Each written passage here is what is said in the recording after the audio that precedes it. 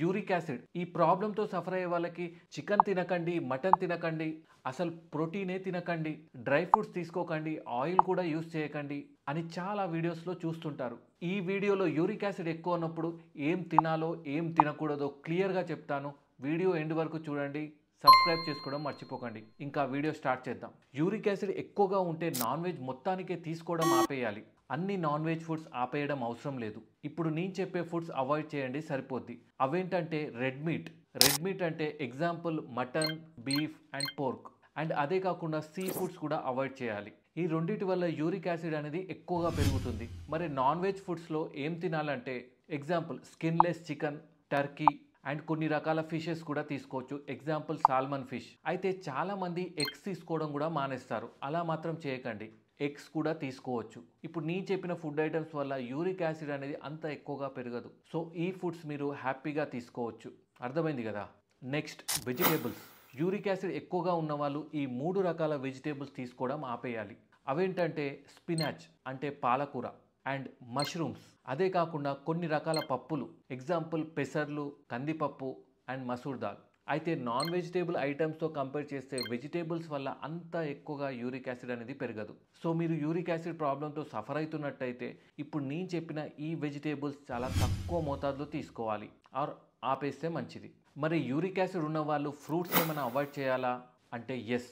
నేను చెప్పే ఈ 5 రకాల ఫ్రూట్స్ అనేది అవాయిడ్ చేయాల్సి ఉంటుంది. అవేంటంటే apple, mango, pear, banana and grapes. అదేంటి ఫ్రూట్స్ వల్ల యూరిక్ యాసిడ్ పెరుగుతుందా అంటే ఎస్. ఈ ఫ్రూట్స్లో ఫ్రక్టోస్ లెవెల్స్ అనేది ఎక్కువగా ఉంటాయి. దీనివల్ల యూరిక్ యాసిడ్ అనేది ఎక్కువగా పెరుగుతుంది. సో ఈ ఫ్రూట్స్ మాత్రం తక్కువ మోతాదులో తీసుకోవడం లేదా ఆపేయడం మంచిది మీ యూరిక్ యాసిడ్ నార్మల్ వచ్చే వరకు. జిమ్ చేసే వాళ్ళకి ప్రోటీన్ అనేది చాలా అవసరం. మరి వాళ్ళకి యూరిక్ యాసిడ్ పెరిగినప్పుడు ఈ ప్రోటీన్ తినడం కంప్లీట్గా ఆపేయాలా? మీరే చూడండి. మన బాడీకి ప్రోటీన్ అనేది చాలా అవసరం.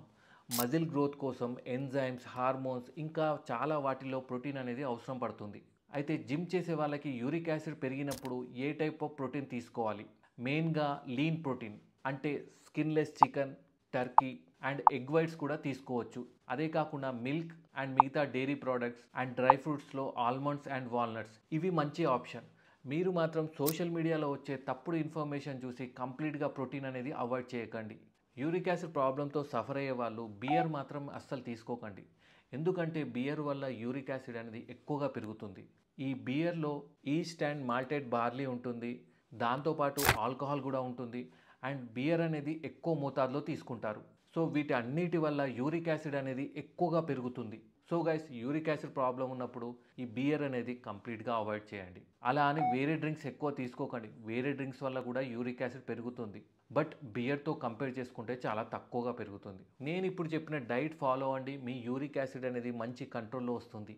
బట్ మీరు యూరిక్ యాసిడ్ ప్రాబ్లమే కదా ఏం కాదు అని నెగ్లెక్ట్ చేయకండి. ఈ యూరిక్ యాసిడ్ ఎక్కువ అవ్వడం వల్ల మీకు జాయింట్ పెయిన్స్ అనేది ఉంటాయి, కిడ్నీ స్టోన్స్ ఫామ్ అవుతాయి, ఫైనల్గా కిడ్నీ డ్యామేజ్ కూడా జరగవచ్చు. అర్థమైంది కదా. నా వీడియో కనుక నచ్చినట్టయితే లైక్, షేర్, సబ్స్క్రైబ్ చేయండి. హెల్త్ అవేర్నెస్ పెంచండి. Thank you.